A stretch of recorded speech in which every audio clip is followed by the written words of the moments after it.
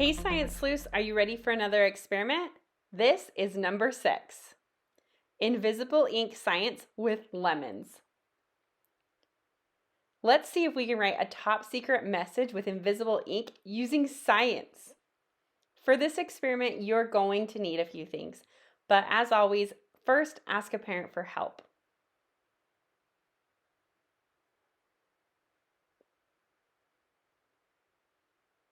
You will need lemons, Q-tips, paper, and an oven. That's why it's extra important with this experiment that you have a parent help you.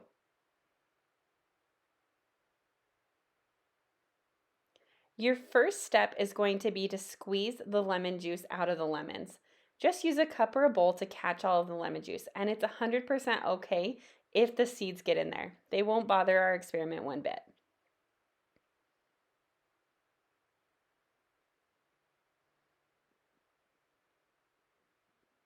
Now that you've got your lemon juice, you're going to use the Q-tip as your writing instrument. So dip the top of the Q-tip into the lemon juice and then use it like a pen or a pencil and write your message on your paper.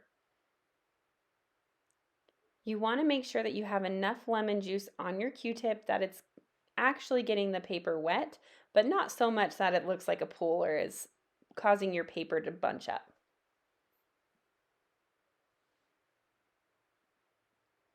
Write any secret message you want. Notice how it's going on pretty clear. You can't see what she's writing.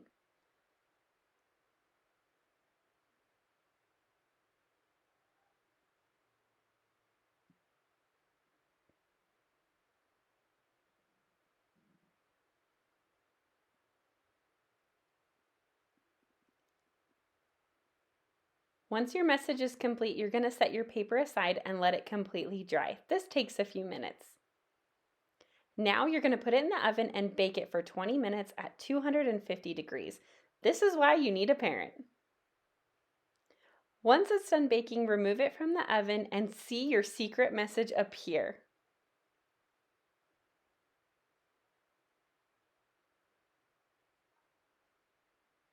So how does this work? The magic of this reappearing ink is the citric acid. Lemon juice is acidic, and the specific acid it contains is called citric acid. While this acid is intact, the lemon juice will remain pretty colorless. That's why it will dry fairly clear. When you add the heat, the reaction actually begins.